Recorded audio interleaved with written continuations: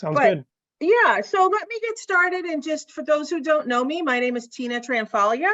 I'm a co-leader of the Chicago Regional Group. Dr. Malkin presented to our group last year, and it was very, very well received. So as we were talking this year about having another presentation, we realized there was no reason to limit it to just the Chicago group. We're going to let everybody in on the great information that he has to share. And in fact, he has a brand new presentation for us this year versus what we saw before. So it'll be new to everybody. And so we have a national, perhaps an international crowd with us today, but he's going to help us understand how to find how our students can find research positions at labs at universities on their own, or if they're not able to do so or don't live anywhere near a university, how they might be able to take advantage of IRI, which is the International Research Institute of North Carolina. So let me introduce Dr. Malkin. He is a professor of the practice of biomedical engineering emeritus, and global health emeritus at Duke University. He started his studies with a BS in electrical engineering at the University of Michigan back in '84, which I just told him was my graduation year too, but not from Michigan. He then embarked on a series of international experiences, which I find really interesting, such as teaching English in Thailand, designing integrated circuits at a microelectronics company in Switzerland. And hang on, I'm just admitting a few more people. And designing pacemakers and heart-lung machines for several different companies. He finally made his way to Duke for his graduate work to get his MS and ultimately his PhD in electrical engineering in 1993.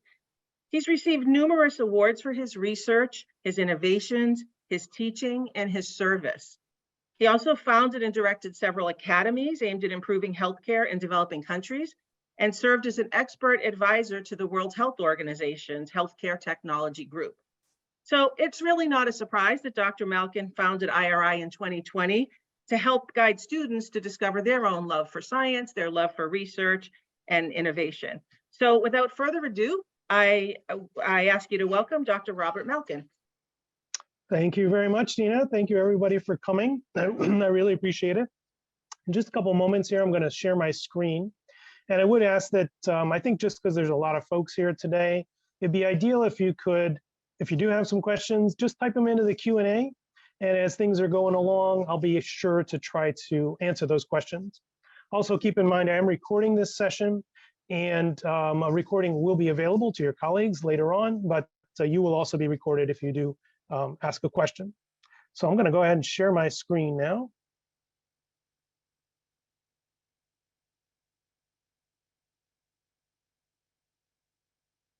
So again, thanks for coming. As Tina said, my name is Bob Malkin. I'm a professor of the practice emeritus at Duke University and also the founder and academic director at IRA.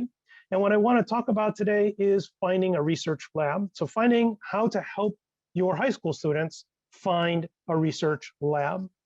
So you probably already know this information, but University of Pennsylvania reported that 30% of their applicants conducted research. Columbia and others are now asking students if they have conducted research as part of the application. So this brings up at least two questions immediately before we dive into how to help them satisfy this. What do we mean? When, as a university, we ask for research, what are we talking about? And why the heck are we asking for this thing? So let's cover those quickly, and then I'll get into how to help your student find a position. First of all, research. When I or any academic asks you, a faculty or an application for a university or whatever, asks, what is research? Have you done research? What counts? The kind of research we mean is academic research. It's also sometimes called scholarly research, as opposed to, for example, professional research that you might do, or shopping personal research, or research you might do for your students may do for a high school paper in biology or something like that. We're talking about academic research. There are three hallmarks to look for in academic research. First of all, the research should be systematic. There should be a method. This is true for all science. You have to describe your method, and the method should be specific. And the touchstone here is, I should be able to do your method and get the same answer. And that doesn't matter whether they're doing just a literature review, whether doing a long-term study and publishing, all research, all academic research should have a systematic method that can be communicated and reproduced.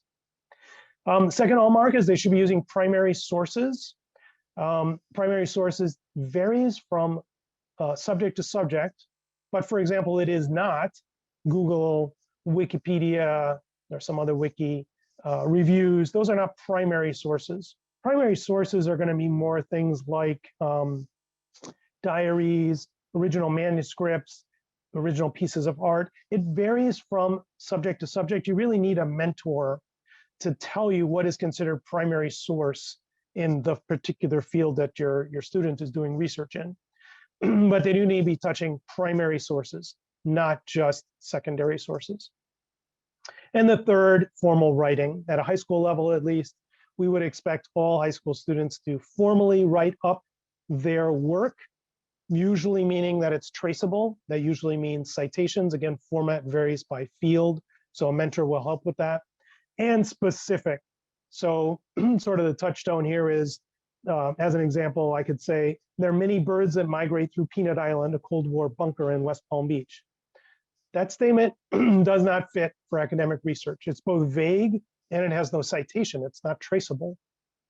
An equivalent type of sentence that would be academic research would be, according to Malkin, 1994, there are 478 species of birds that land on Peanut Island during their migration. The second sentence being an example of academic research. It's both specific and traceable. So if your student is looking to do this, be sure that they understand they're looking to do academic research. That's what we're asking for when we ask for research on a college application. So the second question is why? Why the heck are we asking for this? Why do research? Why bother with this at all? Of course, the reason I want everyone to do this is because they enjoy research. They enjoy being the expert. If you have a student who is, diving deeply, enjoys talking about a topic, perhaps more than is even a bit comfortable, they enjoy skimming science websites, they probably will enjoy research. They want to be the expert. They want to know everything. That's what we hope to see for everybody. But there are other reasons. Doing research sharpens your critical reasoning skills. This is almost certainly one of the reasons that universities ask for research on an application, is because critical reasoning is so important for success in a university career. In fact, I would argue we live in an age where the whole concept of what is a fact, is this a known fact? That whole concept is under threat. And therefore, being able to critically reason is important for everyone. But it is certainly important for those going to university and succeeding at university. And it's almost certainly why universities are asking for this as part of the college application. Also, research, covers some very specific skills. You have to be detail-oriented. You have to work in a team, excellent communication skills. As long as I've been in academe, we've used essays as a tool to measure whether somebody has clarity of thought and clarity of expression, two critical things for success. Even in engineering, I teach engineering at Duke. Even in engineering, I expect my students to have clarity of thought and clarity of expression. We also had interviews to try to determine that. However, if somebody has published a scientific paper, they have clearly demonstrated clarity of thought and clarity of expression. In other words, they've already done some of the most important things that we're looking for. And one of the reasons we always asked for essays for as long as I can remember. Keep in mind also, there are some secondary reasons which wouldn't be quite apparent perhaps to a high school student, but I think you will certainly understand. Students very often when they reach campus want to get a job on campus in a lab. The fact that they've already done research, even a literature review, really helps. At least they know what they're getting into. And of course, many students will eventually want to go into graduate school where publication can be absolutely critical for acceptance. For example, medical school, highly competitive. Biomedical engineering at Duke, for example, highly competitive. So we really would look for a publication as a differentiator. So that may be another reason, perhaps a high school student's not thinking that far ahead, but I'm guessing you might be. So the other thing I want to clarify before we kind of get into the nitty gritty of how to help your student find these positions is, what do I mean? We find the position. What position? What am I talking about? So first of all, what we're talking about is a lab position, a research position in a laboratory at, does not need to be a university, but most commonly at a university. What we're also going to be talking about in this session today mostly is in-person, in-lab positions. These are the preferred positions. So I am academic director at IRI. It's a remote research organization. It's a second choice. Your first choice is in-person, in-lab. And for the same reasons for just about everybody, we are more comfortable as humans networking, making friends, and even just enjoying an experience in person than online. And that's true for research too. And the second thing, you're looking for your high school student to get a job with a senior faculty. I put on the slide here a full professor, and I just wanted to emphasize, some people don't know sort of a little bit of titling at universities. Full professor with a capital P, not a little p. Those are two different jobs at a university. Looking for somebody with a full professor. The typical titles at a university are assistant professor, associate professor, and professor. Professor is the full professor. That's also called a full professor. So if somebody's title is professor, capital P, professor, they're a full professor, we call them. It actually doesn't matter. Associate professors are also quite senior at most universities. Full professors are the most senior. And the reason you're looking for senior people, not graduate students or even really assistant professors, graduate students in particular, they don't have a lot of experience. They're quite young in their career as scientists. They're not going to have a lot of mentorship experience. High school students, mentoring high school students is challenging for all kinds of reasons. And they're just not going to have that much experience there. But also, they're not going to have the connections to form the networks. They're not going to be able to make a phone call for your student. They're not going to be able to make those kinds of differences. Actually, I'll talk about what kind of things you can get out of this in a later talk I'm going to give, not today. But they're not able to do a lot of those things. So you're looking for a senior faculty, typically associate professor or full professor with a capital P is what you're looking for your student to find. Okay, now we're ready. We've kind of got the background. We're ready to kind of dive in.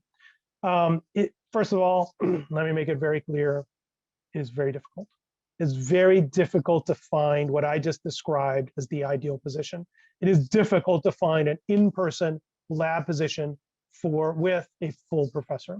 I have students that I'm working with right now remotely who are in New York City. There are tons of labs in New York City, and they still can't find a position. I have a student in LA. Again, tons of great universities, great labs, they still can't find a position. These are very competitive positions. There are relatively few of them. They may not be able to be found in the interest area of your student. So this is going to be a difficult task. You're going to need to help your student find these positions. They just don't have a lot of the skills. They just don't have a lot of the skills that they're going to need. There's 7 steps that I outline here. Excuse me. There are 7 steps that I outline here that will help your student be successful. For sure, number 1, absolutely, your student has to have a passion. Just to be clear, none of our faculty, none of my colleagues want a student in the lab that's just kind of ticking boxes. They're just doing a lab job because somebody told them they ought to have a lab position. We don't want those people in the lab. They're not helpful. They're going to get bored. They're probably going to leave. We want somebody who has a passion for what's going on in the lab. In other words, your student has to find their passion. This is number 1. The way I recommend students do this, at least if they're on the track to find a research position, is they write 20 questions about what they wish they knew about their passion area. If they can write 20 questions, thoughtful, deep questions, show them to their parents, and their parents can't answer the questions either, or show them to you, and you can't answer the questions either, then they've found their passion. If they can't develop 20 questions of what they don't know in the area that they wish they did, they need to do some more work. This will also come up later when they're having their interviews. They're going to need this list. But I think it's a good way to measure whether somebody's found a passion, period. And you can, of course, direct your student to do this and review the questions with them. If the questions seem superficial, you know the answers to the questions already. They haven't done enough work. So this is step number one. They need to develop a passion. Step number two, they need a network.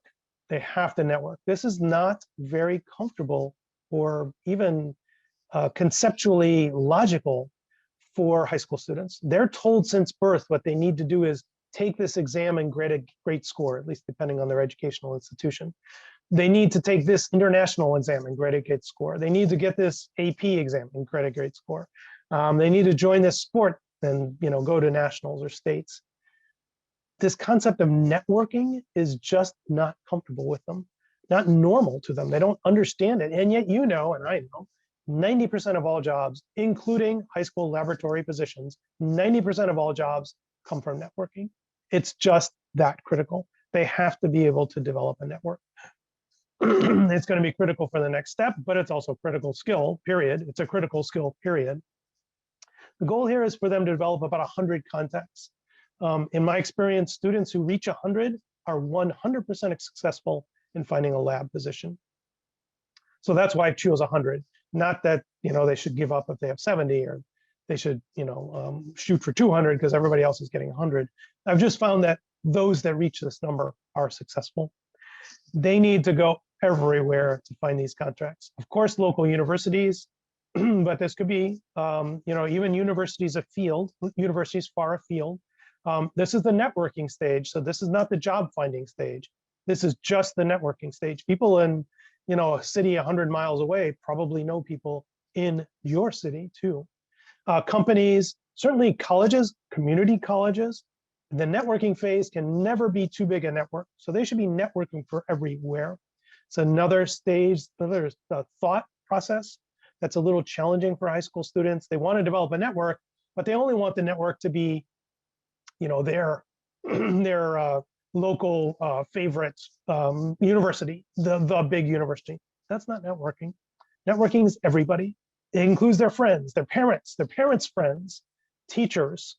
If they're joining clubs, if they're members of club, the club directors. If they go to a science fair, every judge they meet, basically everyone.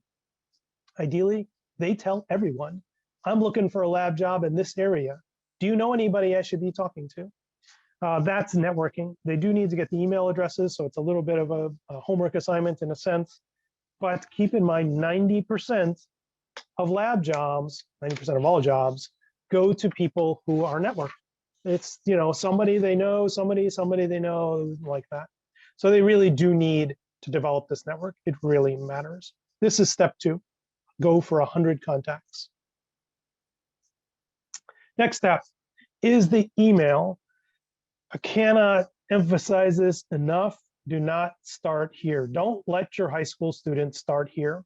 During the season, I get about 20 emails per day from students that want to work in my lab. Most of them are just terrible. Let me just, I got one here. I got this one yesterday. I thought I would just share this one with you. This one starts, my research direction is regional economy and innovation development, science and technology policy and management. I've been engaged in research in the field of science and technology policy and management for a long time. Associate professor, PhD in management from a university in China, by the way, probably the best university in China, some very big name in university, of science and technology, postdoctoral from another university named, excellent young talent at some other competition, research in human, blah, blah, blah. I'll stop there. This is terrible. I will never hire this person. What a terrible, I actually never read the entire email. The only reason I have it is because I printed it for today. I probably deleted it before I read it. Couple things. Don't let your student get started here. Number one, notice this person started by sharing their CV, a little mini CV. They've done this, they've done that, they've done that. Do not let your student do this. First of all, this is a very risky strategy. The person writing this email assumes that their little mini CV is better than every other email that I got that day. That is a big assumption. I get a lot of emails with some pretty awesome CVs. So it is a big assumption that your CV is somehow better than everybody else's CV. Number two, I don't care. I don't care. I do not care about these things. The fact that this person has got all these things that they can drop, that doesn't make them a great researcher in my lab. I don't care. It doesn't get the high school student the position. Don't let them start with a mini CV. They're not going to wow me with their impressive list of things. I get that every day. And I don't care. It's not the key to success in my lab. They should be starting with their passion. They should be sharing their passion. That's what paragraph 1 should be, because that's what determines whether I'm really interested in working with the student or not. We have to share a passion. They have to be interested, genuinely interested in what's going on in my lab. I don't want people in my lab that are just here because somebody told them they should be. So number one thing in the paragraph is their passion. They start the paragraph, first paragraph, and it should only be 2 paragraphs. They start the paragraph with their passion, lead with their passion. Whatever, it doesn't matter too much how they lead with their passion. It could be, how they came to it, what they've been doing in the area, why they're so interested in it. Doesn't matter too much as long as they lead with their passion. Ideally, sort of, somehow or other, connecting that to my lab. Somehow, something about my lab that interacts with their passion. And it can be pretty tangential. Methods, it could be just about anything, actually. A recent publication, now that's awesome. If they've read a recent publication from my lab, found that interesting, watched one of my YouTube videos, a TEDx talk I gave, or a TED talk or something, and etc. The main thing, though, for paragraph number 1 is do not share a mini CV. That's a disaster. Email will get deleted before it ever gets read. Start with the passion. Counsel your high school students to start with their passion. They need to share a passion with the person in the lab, and ideally connect it to the lab. Paragraph 2, and there are only 2 paragraphs for this email. Paragraph 2, request a meeting. That's what they want. That's what the high school students want. They need to have a face-to-face meeting, maybe a Zoom meeting with the faculty member, ideally on campus, on the faculty member's campus, or if it's a startup company, at the company. And ideally, they share a specific date and time. So ideally, the second paragraph is, I'm going to be on campus on Thursday, 26th, between 1 and 5 p.m. I would like to meet with you to discuss what's going on in your lab and whether you might have any openings for me. That's it. That's the email, 2 paragraphs, very short. Faculty do not have time to read really long emails. So very short to the point. They want to send one to every single person in their contact list, all 100. Some of them may be at a distance, and then they're going to have to propose a Zoom call, which is okay. Not as good as in person, but it's okay that the proposition is a Zoom call, not a face-to-face call. So they had 100 networking contacts. They should be sending 100 of these emails. Keep in mind, most of them are going to be ignored. That's reality. Most of these emails are going to be ignored. But that's it for the email. Don't let them, the main points, don't let them start here. Don't let them share their mini CV as the start of the email. Start with the passion and then go for the meeting. In fact, your student's going to be lucky if they get about 10 responses. There is a chance that one of the faculty that they email, or whoever they're emailing, will just say yes. They'll say, yeah, sure, come by the office at 2 p.m. on that day. That's actually not very likely, but it is possible. And if that is, awesome. We've already passed step number 1, you have the interview. That's not too good, though, or that's not too common, I should say. That's not too common. Much more common is they'll respond with something else. Now, to be clear, it doesn't matter what the something else is. The reason that we respond this way, the reason that I think all of our colleagues respond this way, it's a test. We're trying to filter through the 20, 40, 60, 80 emails we got this week to figure out which one of these folks is really worth talking to. It's a test. The response is a test. Something about the passion was enough that I felt that there was a possibility. Now I want to see can this high school student engage professionally with me? So no matter what the person says, no matter what the email response is, the actual question is, are you really passionate about my field, or are you just desperate for any job in any lab? That's what I'm trying to figure out.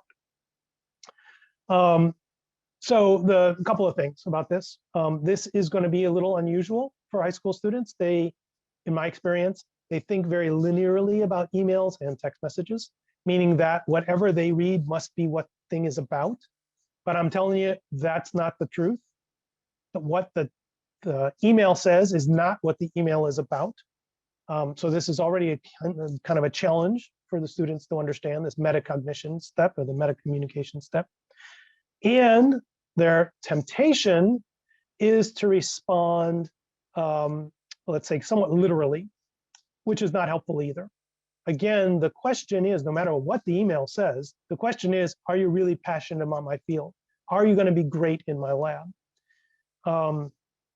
So first of all, counsel your high school student to take all of these responses very seriously. Really doesn't matter what the question is, even if they say, well, I can't do it on Tuesday. Let's do it. Can you do it the following week?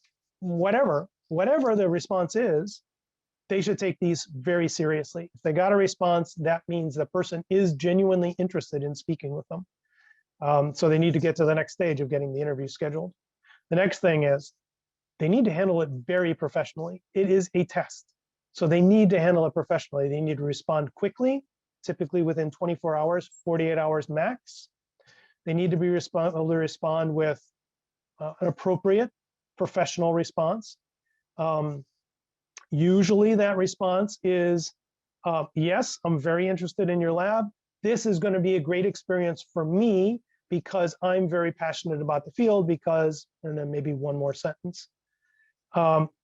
Just caution them, do not answer. The answer is never yes. I will be great for your lab because I have already published before, or I have already gotten AP 5. I got a 5 on the AP biology, or I am. Again, don't let them fall back into the trap of now quoting their mini CV again. The answer is, it's going to be great for me. Actually, it comes off a little arrogant anyways for a high school student to say, yeah, I'm going to be great in your lab. I'm going to really make a difference in your lab. I've got postdocs in my lab with 15 years of research experience. So really, it just comes off a little arrogant, even if it's true. They may be great for the lab. It just doesn't work. So the answer is yes, it's going to be great for me, the student.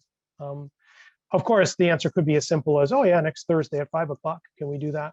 But nevertheless, my point is they have to have a very professional response. Typically, high school students are, let's say, rough around the edges in workplace etiquette. They just don't have a lot of work experience. So you're going to have to help them. I recommend for all 10, they do not respond until they've shown it to their IEC, their independent educational consultant, their parents, someone who has professional experience, workplace experience, and can also make sure that their passion is still the lead, not themselves, not their CV. This is a great opportunity. I mean, this is where you can really shine, but also their parents, their professor, their high school teacher in biology or whatever, they probably have enough professional experience as well to handle this. The goal, however, the email follow-up is just like the goal of the email. So the goal of the email follow-up is to get the interview scheduled. So if it's not very obvious how to get that in, you may need to counsel them to remember the goal of the email follow-up is still to get that interview. So the last sentence or the last 2 sentences are still, and by the way, I'm going to be on campus on the 27th of May or whatever, at 3 o'clock or 3 to 7 p.m. Are you available for a meeting? They do need to kind of drive their agenda, in other words, in this email as well, in a professional manner. So that's the email follow-up. That's the majority. Vast majority will be requiring this second email follow-up. You might get somebody who says yes, but it's just not that common. Okay, now they're going to get the interview. They've got the interview scheduled. It's time for the interview. This is a very important part of this situation, the very important part of getting the placement. Keep in mind, however, that faculty member has now devoted, let's say, 30 minutes of their time. That's a huge commitment. So they're already pretty serious about the student. It's more or less up to the student to blow it than the other way around. If they've got the interview, probably the faculty member is more or less already committed to them. So the main thing here is for the student not to blow it, mainly. There are some very specific things to think about with the interviews. First of all, the goal is to have about 3 of them. If your student starts with 100 touches, they get 10 responses, they should be able to get 3 interviews scheduled. If they follow that, they should be able to get a lab job. So this is enough. 3 interviews is enough. Because again, the faculty is probably already committed to them by the time they're bringing them in for an interview. So the ultimate goal is to have about 3 interviews. Nothing beats preparation. The student has to prepare for the interviews. I don't care how smooth your student is, how well they present themselves, how mature they are unlikely to have interviewed with a university faculty member before. So they need to prepare for this. This is a not typical type of situation for them. Even if they're experienced interviewers, they may not, and they should probably never have done faculty interviews. So you're going to need to coach them on this one. This one, I think, is universal. You're going to need to coach them. First of all, the interview is going to start with small talk. Some high school students are great at this, very excellent, in fact. Some are completely unable to handle small talk. Just about every interview starts with small talk. So you do need to be thinking that your student's going to need to be coached here. Unfortunately, bad news. Most faculty are bad at small talk too. So it can be a pretty uncomfortable part of the conversation. My recommendation is to just coach your students, have 3 or 4 of the most common small talk answers: the weather, the local sports team, the latest big news event that's not political, something like that. You can probably guess it's going to be the weather or the local sports team. So they should have an answer for that one. Awesome if they can even initiate small talk. Does not come naturally to high school students. They don't typically sit down, in my experience, they don't typically sit down in front of me and ask whether I've had a good day, to ask what the weather's like where I am, to ask, what are you doing this afternoon? It's a beautiful day outside. I hope you're going to get out. They don't typically do that. They're just not comfortable with that. They're nervous, or they engage in high school small talk, but not adult small talk, whatever. So they need a little bit of help here. Almost all interviews are going to start with a small talk. Next, the interview that they want will next get to their passion statement. They must prepare a passion statement. In fact, some faculty will just sit down, and the first words out of the faculty member's mouth will be, "Tell me about yourself." Forget the small talk. They're going to just jump right in. It's actually pretty common. So that the student has to be ready. If they're asked that question, "Tell me about yourself," or "Let's get started with you. How'd you end up here?" or whatever, the answer is their passion statement. So they should have a few sentences prepared, maybe 2 minutes, describing their passion, perhaps where they developed the passion. This can include work that they've already done in the area. This is a good place to insert work if they've already done some work in the area. This can include, why they're interested in it. It actually should ideally end up with something linking to the lab again. And just to be clear here, I think I mentioned it before, let me mention it again. The connection to the lab can be very tenuous. So this could be their passion for, cytobiology, uses the same kind of microscope that your lab uses. And I know that light microscope is important in the field, and I'd like to learn that technique. In other words, a method. It can be the findings. You've already shown the importance of, reflection in climate change. And I'm really interested in climate change. So that finding was really interesting to me. It can be reasoning. Your lab tends to pull these 3 disparate things together, a little bit of psychology and a little bit of experimental and a little bit empirical work. Basically anything. The connection to the lab can be absolutely anything, essentially. But some connection, some tenuous connection. Of course, it can be very direct, but it can actually be pretty limited. We don't really have a high expectation here for a high school student coming in and really knowing what's going on that much in the lab, just some connection. The number one point here is, though, prepare with the passion statement. Number two, prepare good questions. 100%, they must have good questions. These are the two keys for nailing this interview. It's not the small talk. I'm definitely not. It's not even talking about themselves in some general sense. Definitely not the mini CV. Never let them go with the mini CV. If they asked about themselves, what they've accomplished, it's the passion statement.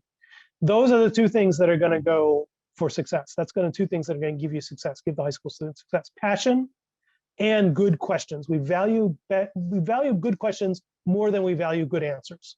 So they must have good questions. Remember, step one, they generated 20 questions about things they wish they knew about the area that they don't know. This is a great time to have a couple of them ready to go. In fact, some interviews may start here. This is so important that this might be where the interviewer starts. So, tell me about your interest in the area. What are some things you wish you knew? That is a pretty typical start to an interview with a faculty member. They have to have an answer to this. They have to have good questions. Of course, contemporaneous questions are awesome. So if the faculty member is talking about their research, asking a follow-up question about their research is awesome. That's the best. That shows that they can think on their feet, they can reason on their feet, they can express themselves clearly, clarity of thought, clarity of expression, these two key things. But that is pretty difficult to do. So prepared good questions is just fine. Again, this is the key. They need to have good questions, and they need to express their passion. Let me make one more other point about this interview. I think I've got a couple points on the next slide, but one more point I'm going to make on this slide. They should be taking notes. In fact, they have to take notes because they won't be able to do a proper follow-up to the interview, which is a requirement. They won't be able to do a proper follow-up to the interview unless they can name projects in the lab. And those names aren't typically obvious. In fact, sometimes the name of the most interesting project is some obscure thing like, oh, that's the red project.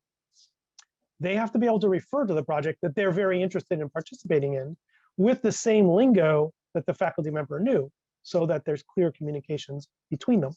So they need to know what the lingo was for the projects, what the name of the projects were that the faculty member used. So their main thing they're jotting down, at least during part of the interview, is the names of the projects that might be available. That's also a good question. What projects are available in your lab? I know you're doing this. Do you have any other interesting projects that I could potentially get involved in? They need to be taking notes of these project names. They're going to need that for the follow-up. Of course, they can also take notes on anything that they find interesting, including questions that they maybe want to follow up on. I strongly, very strongly, do not recommend that the students take notes on their phones.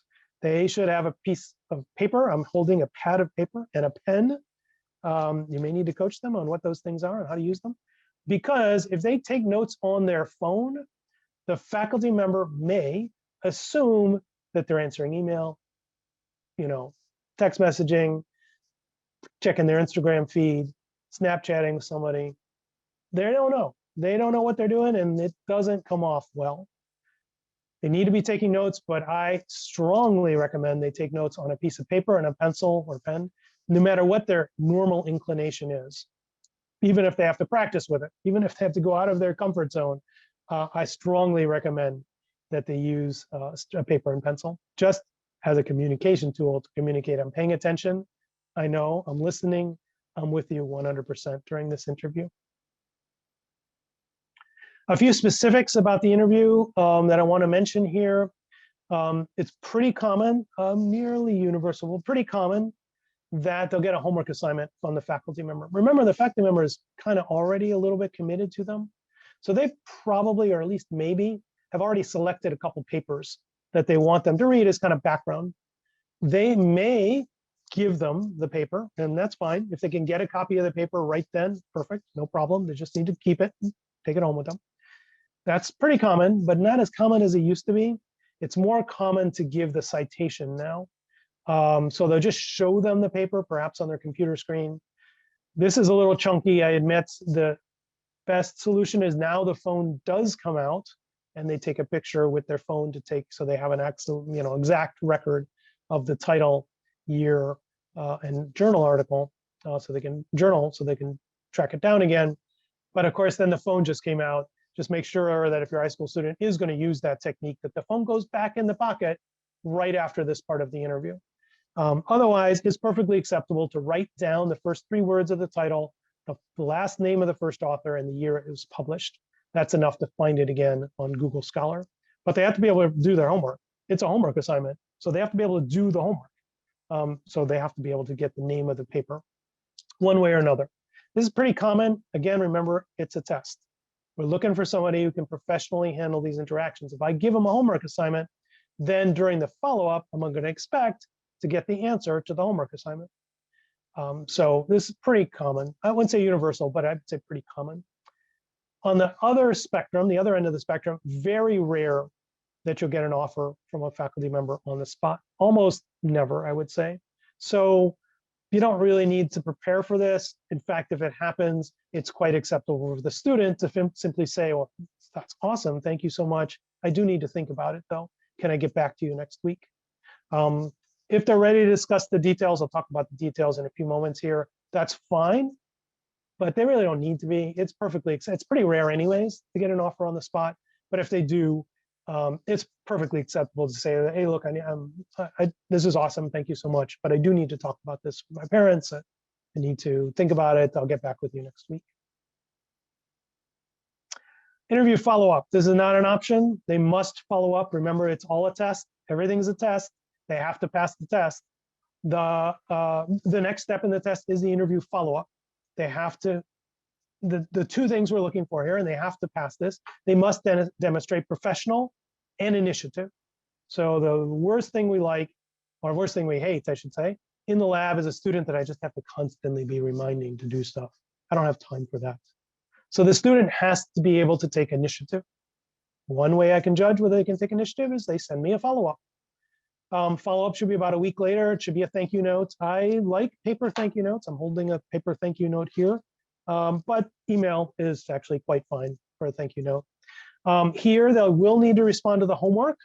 So if they were given a homework assignment, hey, maybe this will be an interesting paper for you to read. They need to mention it in their follow-up. Hey, I read that paper, and this was super interesting. I found the way they did this measurement super interesting. I found this finding really interesting. Remember, it's a test. They have to pass the test. So these are not just coincidental sequences of events. If they're given a piece of homework, they have to respond with the homework, even if the professor does not label it as homework. If they say, look, this would be really interesting. Maybe you should read this paper. Hey, I pulled this paper for you. What do you think? A week later, the answer should show up in their follow-up.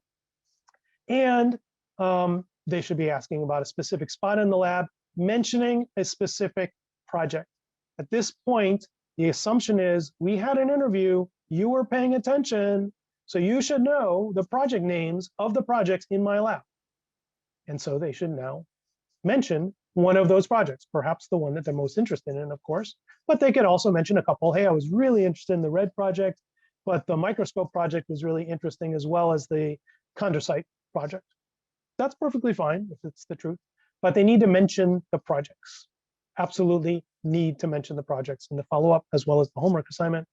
If this gets nothing, one more week, they can do one more follow-up. That would be now after 2 weeks. Finally, the final step, they actually got the offer. There is quite a few things to think about here. The high school students aren't particularly experienced in negotiating, and this is a negotiation. Faculty are expecting the negotiation. Remember, we don't want students who are just desperate for any lab position. We want students who are passionate about the area and are looking specifically for a lab. So we are looking for negotiation. First of all, almost certainly take the job. Pretty much no matter what, take the job. If you got offered a job in a lab that you already shared the passion with, take it. Tell your high school students to take it.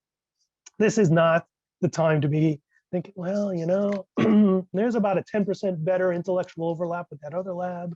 They haven't offered me anything, but maybe they will. Just take the job. Now, if it's offered during the interview, probably not. It's better to just put it off and say, look, thank you very much. I'll get back in a week. If you do have more interviews coming, that's very reasonable. Try to delay responding until you've had all the interviews. And of course, if you didn't like the lab, don't take the job. You're just going to be miserable. Tell your students, this is not about just taking anything, just for anything, just to check a box. Research is a long, sometimes tedious, somewhat boring experience at times. Passion is what drives you through that. So there are exceptions, but probably take the job. If you got the offer, take the job. Number one, absolutely must be, you have to figure out what the expectations are because you want to satisfy the PI's expectations. This is the building of your most important professional network starting. You have to have this one critical. I literally am still in contact with students that I advised when they were 16, even though now they are graduating medical school, whatever that is, 10 years later. I just talked to somebody yesterday. That's why I came up with that particular example. This is building a professional network. So you need to be sure you're going to meet the PIs, the faculty members, the full professors' expectations. So ask, what are the expectations? What are the lab hours? What days of the week should I be there? What project are you expecting me to work on? Who is going to be your immediate supervisor? If you haven't spoken to your immediate supervisor, because often high school students will have as their immediate supervisor a postdoc or even an undergraduate, perhaps, it's perfectly reasonable to say, oh, okay, I don't think I met that person when I was in the lab. Is it okay if I have a chat with them before taking the job? Perfectly reasonable, showing a very professional, deep interest and having a successful experience. So if anything, this boosts the chances that you're going to get the job, doesn't cut into them. Negotiating, especially professionally, actually increases the excitement of the faculty member for the high school student to join the lab. So first of all, make sure, number one, after take the job, number one after that, number two, find out what the expectations are and make sure you can meet them, especially lab hours and days of the week.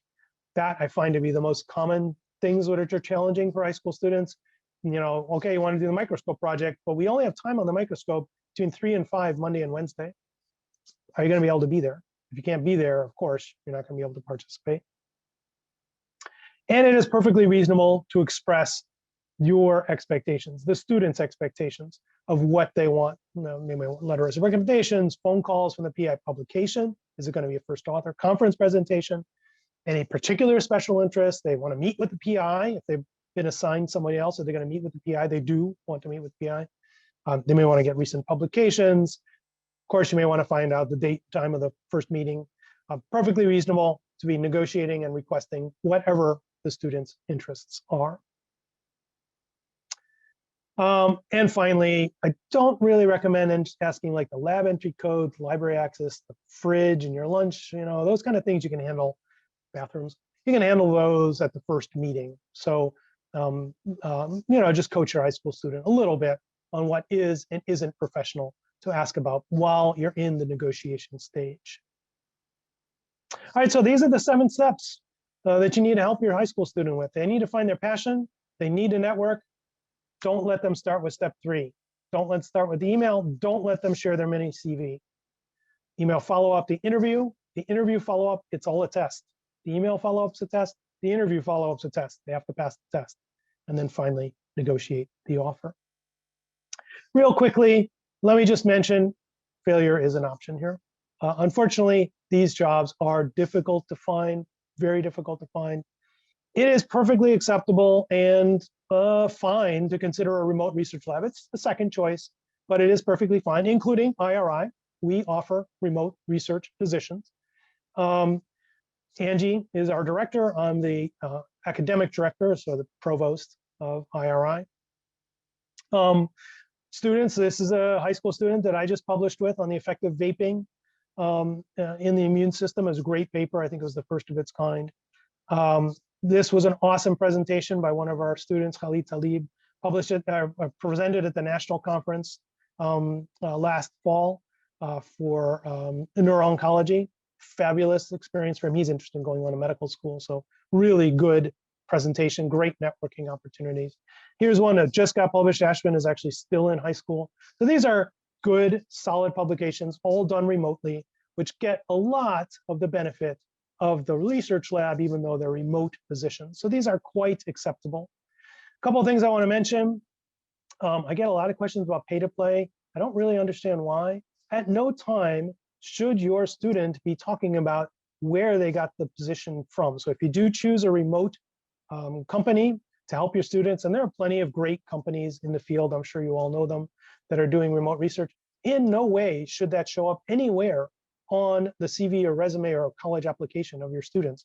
Think about it. If you got a job at the bakery, you don't put ZipRecruiter on your resume. You shouldn't do it here either.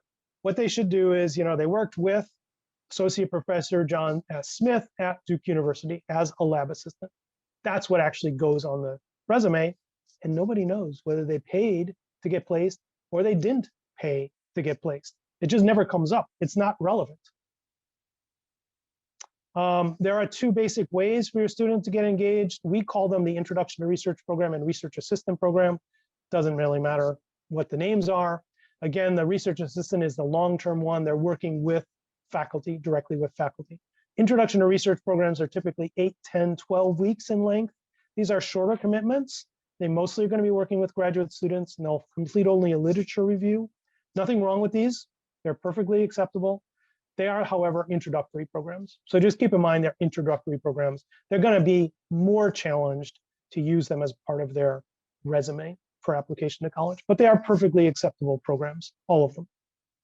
A couple of things to think about. Make sure your high school student is working directly with faculty, just like the live. It also applies to the remote. If they're going to be published, just be careful. Some organizations are talking about publishing literature reviews, in other words, the results of the short programs.